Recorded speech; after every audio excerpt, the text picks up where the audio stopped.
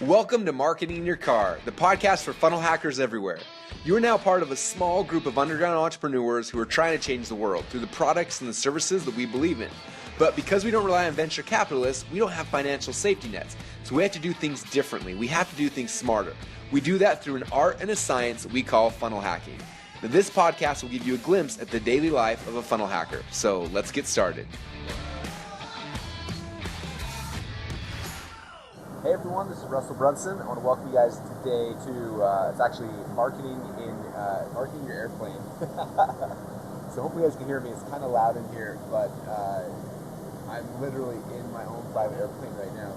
So let me tell you the backstory. So earlier yesterday, actually it goes back a couple weeks ago. A couple weeks ago I went to a mastermind meeting at Dean Gracios's office, and a bunch of cool people were there. And one of the cool people was Brendon Burchard. And Brendon and I met probably 10 years ago, and always respected him, and we kind of talked a few times, but never really got to know each other. And that was the first mastermind we sat together for a full day. And towards the end of it, I was just like, man, if you look at like our industry and then the personal development industry, outside of obviously Tony Robbins, but in our world, like me and him are definitely have the biggest companies. And it was just like, we never hung out. We never shared notes and talked about what worked, what didn't work, things like that. So I messaged him a couple days later. I was like, hey, we should get together and just hang out and just, again, share notes on what we're both doing and hopefully get some ideas. And he was like, well, he gave me like 3 days, like, this day, this day, or this day. And they're different parts of the country. And I was like, Vegas sounds perfect because it's an easy flight in and out of Boise. So booked the thing. And then yesterday morning, I woke up like at 4 o'clock in the morning, flew out to hang out with them. We hung out all day. And then I'll talk about what we talked about here in a minute. But then at the end of the day, I get a message from Melanie, my assistant. She walks me and she was like, hey, your flight got delayed and there's a connecting flight. And so that one you're going to miss. And so I'm trying to find other flights, and like everything direct's sold out and all these kind of all sorts of stuff. And like she couldn't get me out that day. And then Brandon's like, oh, don't worry, man, I'll take care of you. I'm like, what does that mean? He's like, hold on. He calls a couple numbers. He's like, okay, there's a jet picking you up in the morning and they'll fly you back to Boise. I'm like, are you kidding me? Look at that. Oh, you guys can see it. There's like I'm looking out the window, there's a jet flying past this jet. These like those jet streams. That was cool. Anyway, and yeah, literally he's got an account with Jet Suite, and he just called them up and they flew to Vegas and they picked it up this morning, and now we're flying back to Boise. And I'm literally the only person in this plane. There's 4 seats, 2 pilots, and it's the coolest thing in the world. So also, by the way, we're starting a vlog, and so like I'm recording this, so you guys in the future can go to our vlog. It'll be episode 3, it'll show the whole story behind the scenes and show me the flights. If you guys want to see the visuals, and you probably just see that thing that I just saw, that's where you can go check it out. Anyway, but so that's what's happening right now. I'm flying back home, and I'm trying to fly in the morning and out that night, so I get back home for Ellie's soccer game tomorrow, but I missed it unfortunately.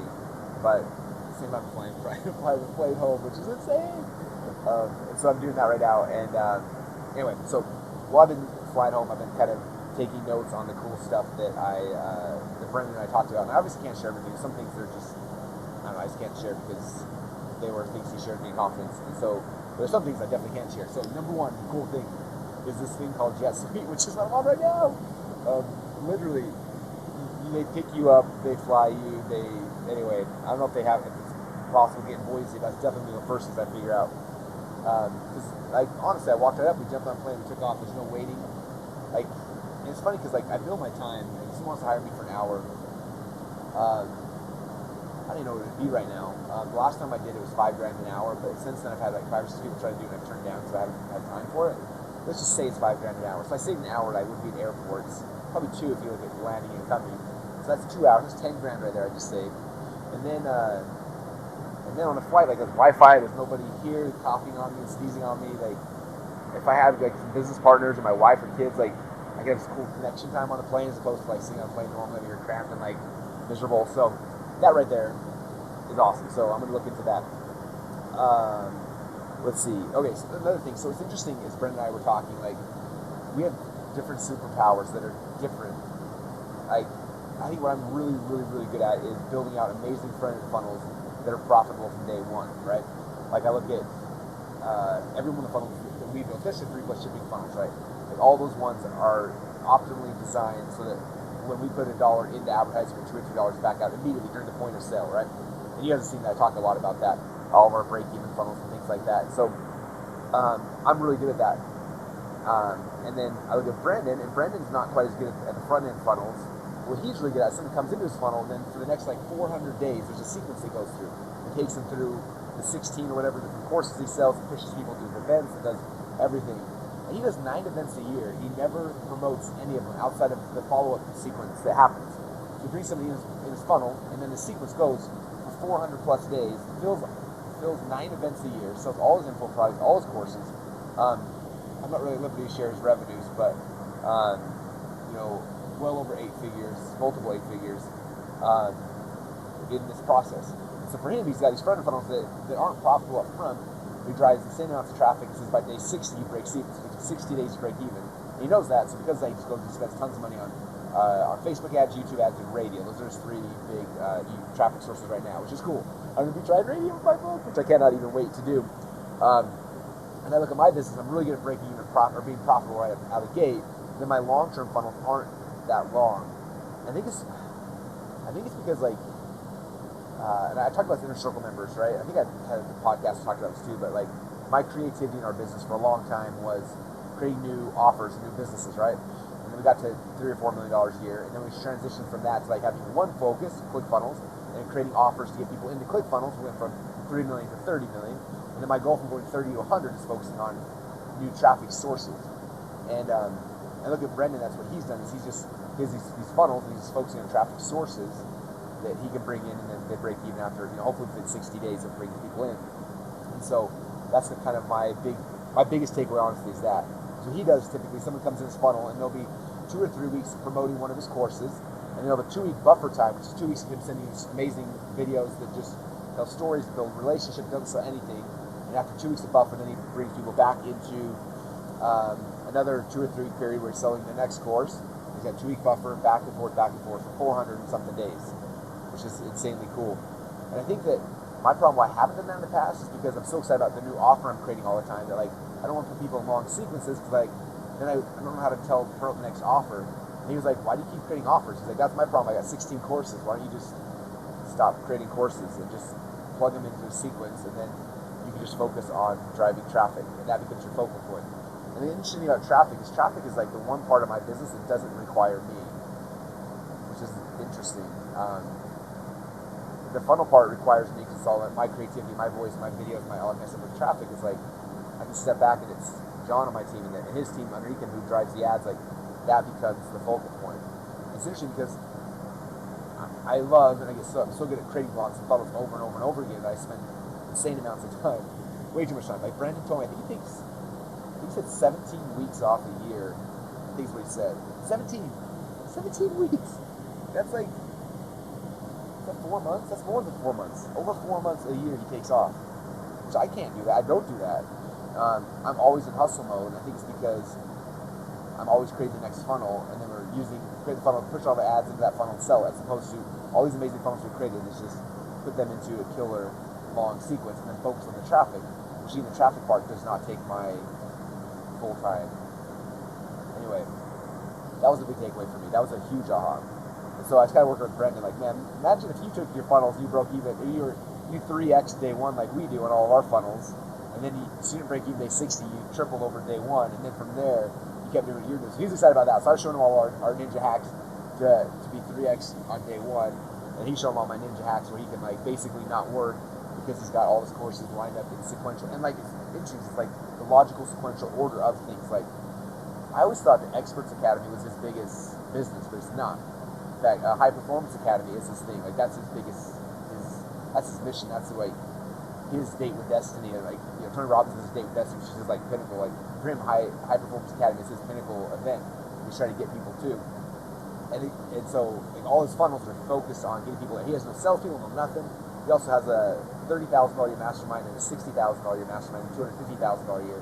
And all those masterminds, he doesn't have any salespeople to sell them. They all just come through funnels, which is insane. He's like, yeah, well, I'm like, well, the salesperson is really easy. Like, he's consistently conversing with people. He's like, yeah, I don't worry about that. I just put it out there and some people buy. And I just jam enough traffic in the front that like 1 out of every 5,000, 10,000 people buy, like, it still all works. Like crazy. Anyway, it was just fun to see this whole business through a different lens than my own. You know what I mean? Which was really, really cool. So yeah, that was one of my biggest takeaways.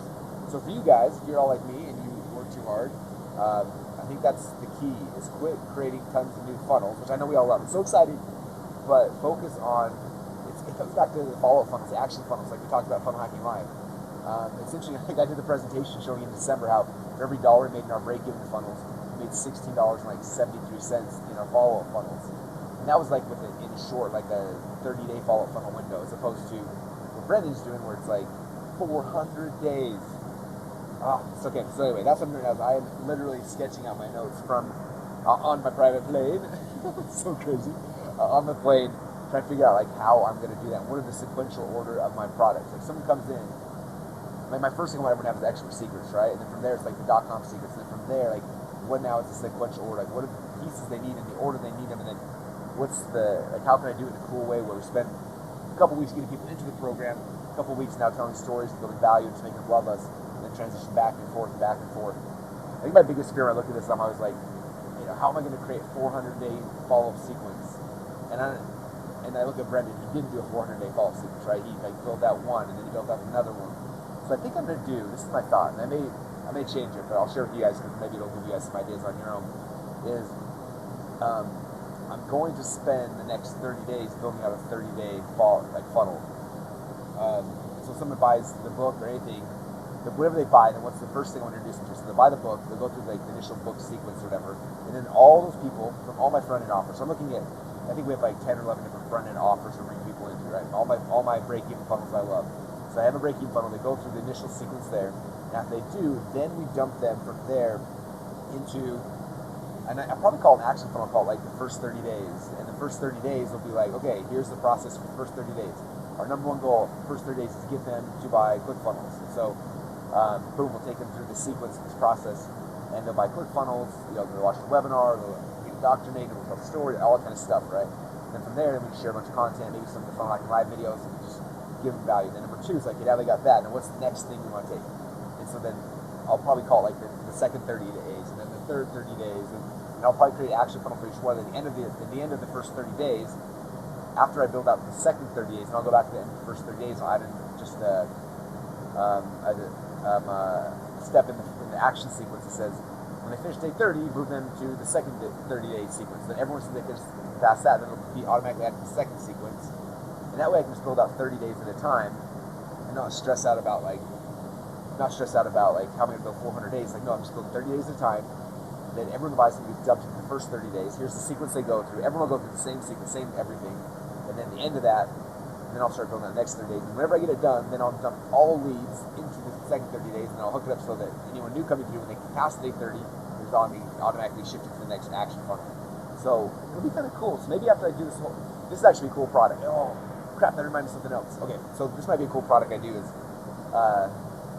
after I get like the first 365, like here's the first 365-day follow-up sequence. Like how many of you guys want to buy that book? It's just like, here's every email for the first 365 days, someone comes to our funnels. Anyway, so maybe I'll do that. Yeah, that'd be a cool product. So a year from now, I'll sell that to you guys if you want it. And so that'll be kind of cool. So this is the cool thing I got from Brendon, which was crazy. So this is a couple years ago. He did his, I can't remember which course it was, Experts Academy or one of his products. And he ended up selling, I think he sold like 2,500 of them at like $2,000 a piece. So he made a lot of money. But then afterwards, he was like, what do I do with all these people? So he did, and he was so proud of all the videos and the email sequence, all the stuff he had built.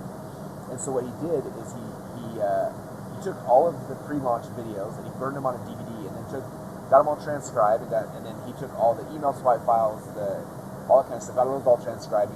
He put them in this big book, and then he sold, I think for $97, you could get the DVD and then the transcripts of the campaign. So anyway, and he sold it for $97, and from that, this is insane, he sold, I think it was like, it was over 6,000 copies, 600 grand, 6,000 copies at $97 a piece of the marketing materials for people to be able to see and to model, which is crazy, insanely crazy. In fact, oh my gosh, I got an idea.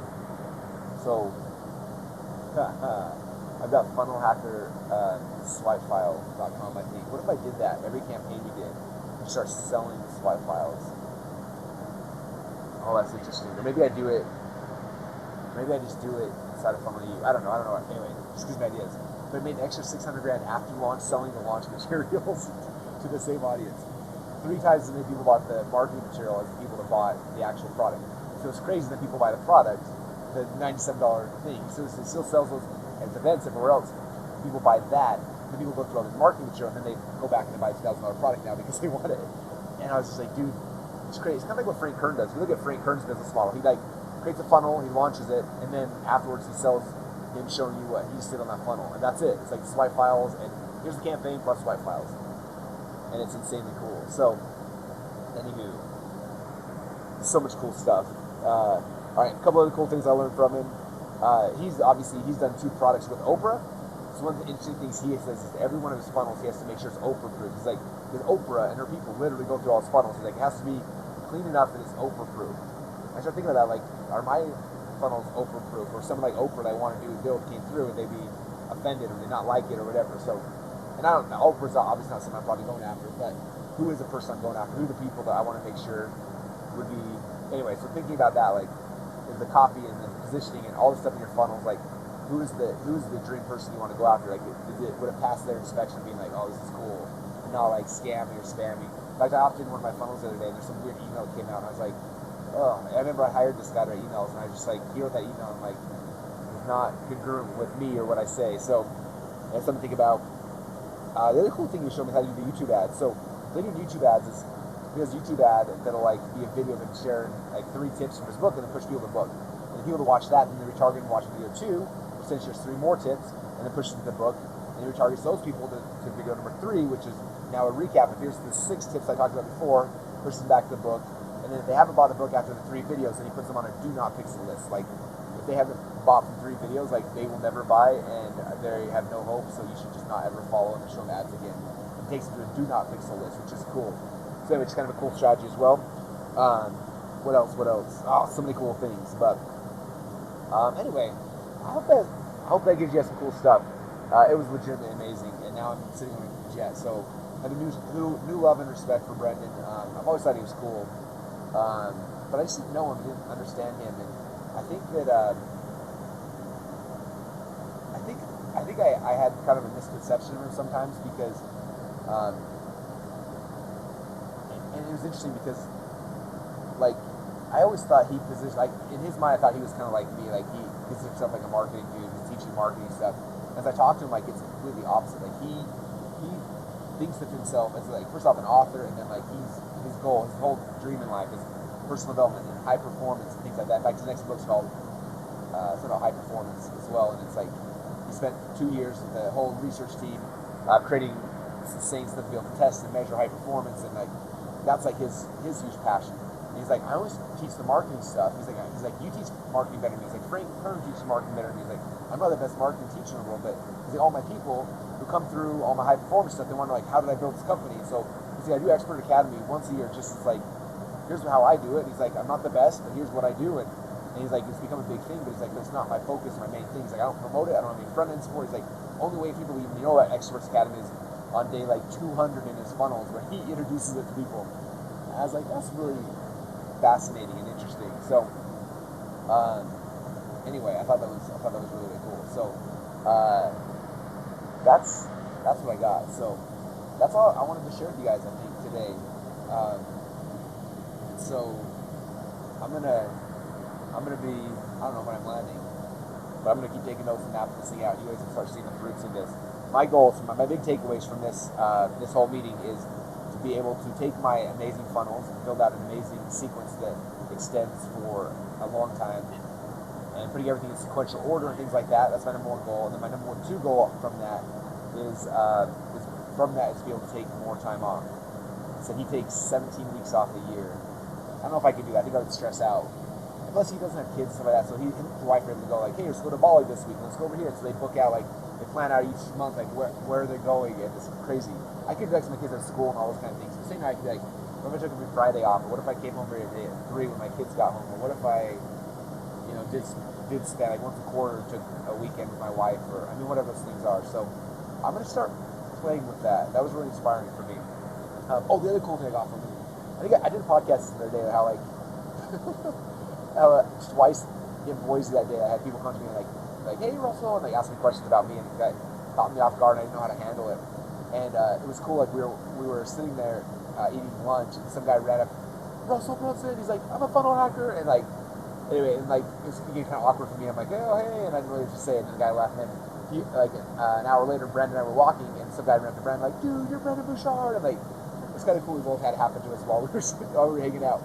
But he handled it so much better than I did, and it was so cool to see because I was just like, dang, like anyway, it was cool to see that because he didn't do what I did, like act like an idiot. Like he turned around and was like. Legitimately, like excited, like wow. He's like, you know who I am? Like, how do you know about my work? Like, what do you like? And the guy was like, he wanted to tell me, like, oh yeah, it was cool. Like Brendon told me he learned that from Paul Abdul. Like that's what Paul Abdul did. It's like first off, act like all like excited, like whoa, and then ask them like, how do you know my work? Like, how do you know what I do? And then they'll get excited, tell the story how they know you, and then he's really good at also. Like my biggest problem is like I think I fear the conversation with people because I don't know how to end it, right? So I get stuck in these like awkward situations, like, oh, okay, and I like run away. And so what he does is really cool. Like he asks him that question, and then he like starts turning his body language, like I gotta keep going. He's like, wow, that's really cool. And he's like, okay, well, we're in a rush, like we have to go, but thank you so much for being a follower and a fan. Like we're just so grateful for that, and something like that. And then was able to break away and leave. And I was just like, I even told Matt, I was like, dude, that was so good for me to see because I don't know how to handle it. Like I don't know how to take that kind of stuff. I'm not used to that, and like it just freezes me up, and I look like an idiot. And I was like, the way he had it was super cool. It was fun to see that live in person, so that was pretty cool for me as well. Anyway, so that was the weekend. It was amazing. So now I'm sitting on a private jet, and this is crazy. The only weird thing about it is like you look behind me, there's like a little toilet seat, and there's a little curtain. So like luckily I don't have to go to the bathroom, but if I did, that would be the only thing about private jets that are not cool because there's not like a real bathroom. It's like one of these seats. You lift up the lid and there's the potty, pooper, whatever you want to call it, the toilet, the crapper, whatever you want to call it. And there's a little like curtain that you like pull halfway over. And I guarantee you would stick this place up and the pilots would kill me. So I'm grateful I don't have to go to the bathroom right now. But other than that, private planes are cool. So note to self, if you take one, make sure you go before you go. There's a practical advice. What'd you learn from marking your car? I learned that if I ever fly in a private plane, you go to the bathroom before you get on, otherwise you're going to sneak out the pilots and they'll hate you. Oh man. Anyway, alright guys, appreciate you. Can't wait to implement some of the stuff. Hopefully some of you guys got some cool lessons like I did today. It was super awesome. Thank you, Brendon. If you're listening to this, taking the day with me. That's one of the cool things. Like he was in the middle of editing his book, he was going to take the whole day and just like, and he was so present and relaxed. And I was like, man, if it was me, I'd been stressed out the whole entire time. Just coming back to like, he has his life structured to be able to handle this stuff, which was really impressive and cool to see. So anyway, I got a ton from it. Hopefully you got something as well from listening in. Appreciate you guys all, and I will talk to you guys all again when we get back on solid ground. Thanks everybody. Bye. Thanks so much for listening. We hope you enjoyed the behind-the-scenes look at our funnel hacking projects. You can also watch the Funnel Hacker online reality show and watch us build and launch funnels live at www.funnelhacker.tv. If you'd like to come hang out with your fellow funnel hackers, come join our Facebook group at www.projectclickfunnels.com. Oh yeah, and don't forget, you can get a free MP3 player with the first 257 episodes preloaded at marketinginyourcar.com. Join us next time, and remember, you're just one funnel away from your dreams.